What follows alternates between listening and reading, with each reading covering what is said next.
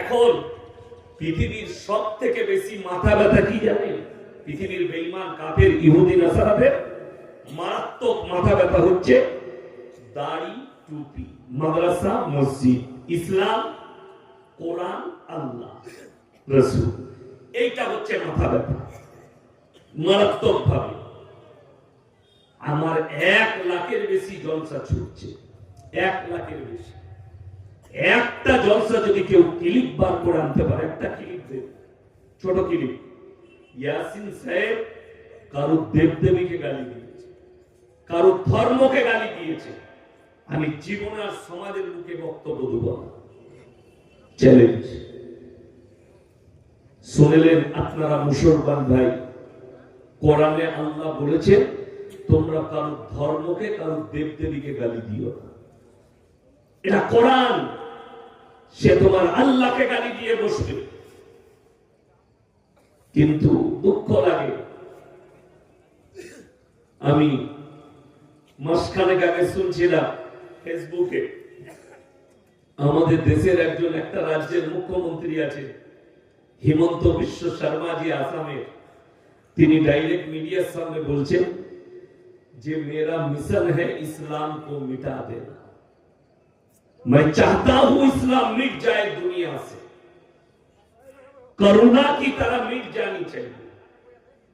मैंने बोला यार आप तो सीएम हैं, आपको थोड़ा पढ़ लिख लेना चाहिए।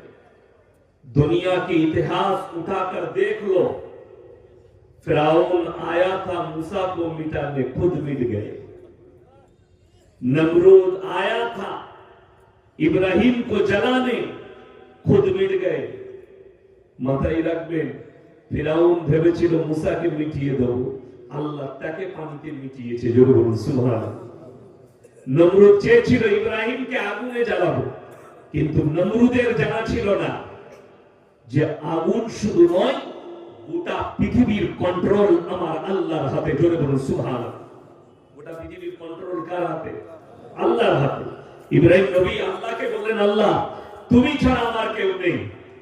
নমরুদের আগুনে, এই আগুনে আমাকে নিক্ষেপ করা হবে, এখান থেকে তুমি আমাকে হেফাজত করো। আল্লাহ আগুনের উপরে হুকুম জারি করলেন। কোরআনে আছে কুল্লা ইয়ালা রুকুনি বারদান ওয়া সালামান আলা ইব্রাহিম, আগুন তুমি ঠান্ডা হও, আমার ইব্রাহিমের একটা শরীরের লোমকে জ্বালাবার ক্ষমতা তোমার নেই। জোরে বলুন সুবহানাল্লাহ। ইব্রাহিম নবীর একটা পশমকে জ্বালাতে পারে। নমরুদ মিটে গেল, ফিরআউন মিটে গেছে, তাদের এখনো পর্যন্ত ইতিহাস রয়ে গেছে। যারা মনে করছে ইসলামকে মিটিয়ে দেবো, আপনাদের যাদের মনে হচ্ছে মিটে যাবে, আজকের নয়, ইসলামের উপরে দুশমনী আর রাসূলের উপরে গালি যেদিন থেকে নবীজি এসেছেন, সেই দিন থেকে বেঈমান কাফেরদের মেহনত শুরু হয়েছে। ইসলাম কো মিটা দো, কোরআন কো মিটা দো, রাসূল কো মিটা দো। তাদের মিশন কাজে লাগে। মারাত্মক একটা ঘটনা, নবীজি সকলে বলুন সাল্লাল্লাহু আলাইহি ওয়াসাল্লাম কাবা ঘরে কোরআন পড়ছেন। কোথায় বললাম? কাবা ঘরে কোরআনের তেলাওয়াত করছেন। বেঈমান কাফেররা তারা বাইরে তাবলীগ শুরু করেছে। কিসের তাবলীগ হচ্ছে? আল্লাহ আয়াত পাঠাচ্ছেন নবীজির কাছে, জিবরিল আমিনকে পাঠালেন, নবীজি কোরআন পড়ছেন। আমি আপনাকে বলি, আজকে যে আমি এসেছি, আপনারা বক্তব্য শুনতে এসেছেন না আসেন? বহু লোক এসছে, ইয়াসিন সাহেব আসছে, যাবো, আরো বক্তারা আসছেন, জালালউদ্দিন, আমার পরে জালালউদ্দিন জিহাদি ভাই সাহেব আছেন, বক্তব্য শুনবো, এই নিয়ত করে এসেছেন। তো নবীজি সাল্লাল্লাহু আলাইহি সাল্লাম কোরআন পড়ছেন, বেঈমান কাফেররাও কান লাগিয়ে শুনছে নবীজি কি শোনাচ্ছে মানুষকে, সাহাবীদের। কিন্তু এরা বাইরে তাবলীগ শুরু করেছে কি বলে? আল্লাহ আয়াত পাঠাচ্ছেন, ওয়াকাল আল্লাযীনা কাফারু লা তাসমাউ লিহাযাল কুরআন ওয়ালগাউ ফীহি লাআল্লাকুম তাগলিবুন। হে নবী শুনে নাও, বেঈমানরা কি বলে, নবী যে কোরআন আবৃত্তি করে, সে কোরআন তোমরা শ্রবণ করো না, হাততালি মারো আর কানেতে আঙ্গুল দাও। আল্লাহর কসম খেয়ে বলছি, আসামের মুখ্যমন্ত্রী জানা দরকার, তারপরও ইসলামকে রোকা যায়নি। গোটা পৃথিবীতে আজকে 250 কোটি মুসলমান। জোরে করুন সুবহানাল্লাহ। হিন্দুস্তানের বোম্বাই, দিল্লিতে, কলকাতায় দাঁড়িয়ে কটা কুত্তা নবীজিকে গালি দিচ্ছে, রসুলকে গালি দিচ্ছে, দিয়ে মনে করছে हम ইসলাম को मिटा देंगे। আল্লাহ নবী সাল্লাল্লাহু আলাইহি সাল্লামকে ডাইরেক্ট একজন মুনাফিক, একজন কাফের গালি দিলেন, ডাইরেক্ট মুখে মুখে গালি দিলেন। নবীজি তাকে বললেন, তুমি নিশ্চয়ই অবৈধ সন্তান বলে তুমি আমাকে গালি দিবে, তা না হলে তুমি আমাকে গালি দিতে।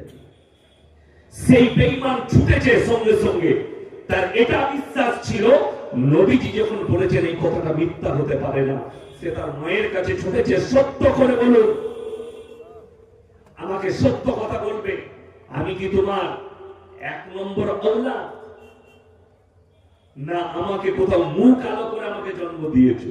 বলে কেন? বলে মুহাম্মদ বলেছে, আল্লাহ নবী বলেছে আমি নাকি অবৈধ সন্তান।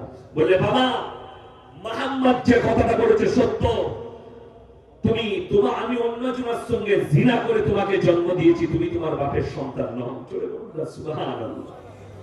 তো যারা নবীজিকে আজকে গালি দিচ্ছে, নূপুর শর্মা, জ্যোতি নরসিংহা আর ওয়াসিম রিজভী আর কলকাতার নাজিয়া ইলাই খানের মতো হারামের আওলা, এরা কেউ বৈধ সন্তান নয়, সব খুঁজলেন এরা অবৈধ সন্তান। দুটো কথা মাথায় রাখবেন, কুকুর কখন চিল্লাই জানেন? দুটো সময় চিল্লায়। কটা সময় বললাম? কটা পরিস্থিতিতে কুকুর চিল্লায়? দুটো পরিস্থিতিতে। এক, যখন কুকুর খেপে যায় তখন কুকুর চিল্লায়, কুকুর খেপে গেলে চিল্লাই না চিল্লাই। দ্বিতীয় নম্বর, মালিক সাথে থাকলে কুকুর চিল্লায়, পেছনে মালিক বসে থাকলে কুকুর চিল্লাবে। আমি বলে আপনাদের এখানে মুসলিম এরিয়া, এখানে নাই, বহরমপুরে গেলে পাবে। সকালবেলায় যদি বহরমপুরে গঙ্গার কিনারায় যায়, অনেক বড় লোকরা বহরমপুরে টাউনে ফ্ল্যাটে বাস করে, সকালবেলায় দেখতে পাবে গলায় চেন লাগানো আছে, দামি দামি কুকুর নিয়ে হাঁটতে বেরিয়েছে, মর্নিং ওয়াক করে না করে? তো মালিক চেন ধরে থাকে, সে লোক দেখলেই খালি কি করে? চিল্লাই না চিল্লাই না, কেন? সে জানে মালিক আছে আমার সাথে, আমাকে মারতে পারবে না। আচ্ছা, রাস্তার কুকুর মানুষ দেখলে চিল্লায়, যেগুলো সুস্থ কুকুর চিল্লাবে, সে জানে আমি চিল্লালে আমাকে হয় পাথর মারবে, নাহলে রাত করে বাড়ি মারবে। কুকুর দুটো সময় চিল্লায়, এক খেপে গেলে আর পেছনে সাথে মালিক থাকলে। तुम भोगने वाले कुत्ते हो, या तो तुम पागल हो चुके हो, या तो तुम्हारे पीछे तुम्हारा मालिक खड़ा है। আমার এই কথাটা যদি ভাইরাল হয়, আমার নামে অ্যারেস্ট ওয়ারেন্ট জারি হবে। यासीन से कुत्ता बोलेছে, मैंने तो उसको बोला जो हमारे रसूल को गाली दिया, मैंने उसको बोला जो हमारे अल्लाह को गाली देता, कुरान को गाली देता। তোমারা হিম্মত हो गया?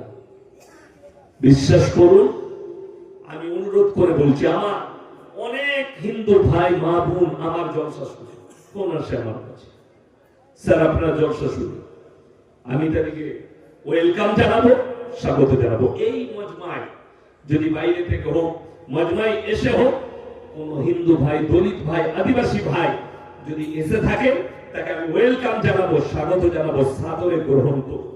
ইসলামের ইতিহাস শুনে যান। রাসূল আকরাম সাল্লাল্লাহু আলাইহি সাল্লাম তিনি হাদিস বর্ণনা করলেন, সাহাবীরা বসে আছেন, শোনো, তোমরা মুমিন ততক্ষণ হতে পারবে না যতক্ষণ পর্যন্ত তোমার কাছ থেকে তোমার প্রতিবেশী সুরক্ষিত নয়, তোমার পাশের লোককে সুরক্ষা পেতে হবে। আল্লাহ রাসূল আবার বললেন, হে আমার সাহাবীরা শোনো, তোমরা দেখো না তোমার বাড়ির পাশে কে বসবাস করছে, সে দলিত হোক, আদিবাসী হোক, খ্রিস্টান হোক, সে যে ধর্মই হোক, হিন্দু হোক, সে যদি ক্ষুধার্ত হয় খাবার দাও, বস্ত্রহীন হলে বস্ত্র দাও, বিপদে পড়লে পাশে দাঁড়াও। এটা ছিল রাসূল সাল্লাল্লাহু আলাইহি সাল্লামের মিশন। জোরে বলুন সুবহানাল্লাহ। আল্লাহ নবী সাল্লাল্লাহু আলাইহি সাল্লাম রাস্তা দিয়ে যাচ্ছে, মায়েরা ভালো করে শুনবেন, এটা যে স্কুল পড়ুয়া, কলেজ পড়ুয়া মেয়েরা আছেন তাদেরকে বলছি, তোমরা ভালো করে শুনবেন। আমার রাসূল সাল্লাল্লাহু আলাইহি সাল্লাম রাস্তা দিয়ে যাচ্ছে, একজন মুশরিকের বিটি, কাফের মুশরিকের বিটি মাথায় গায়ে কাপড় নেই, রাস্তা দিয়ে পেরিয়ে যাচ্ছে। নবীজি সাল্লাল্লাহু আলাইহি সাল্লাম মাথার পাগড়িটা খুললেন, তার মাথায় আর গায়ে ঢাকা দিয়ে দিলেন। সাহাবীরা বললেন, ইয়া রাসূলুল্লাহ, এটা মুশরিকের বিটি। নবীজি ধমক দিলেন, আমি মেয়েদের মাথা শরীর ঢাকতে এসেছি, আমি আল্লাহর রাসূল জাতি ভেদ করতে আসিনি। জোরে বলুন সুবহানাল্লাহ। এটা ছিল রাসূল সাল্লাল্লাহু আলাইহি সাল্লামের আখলাক।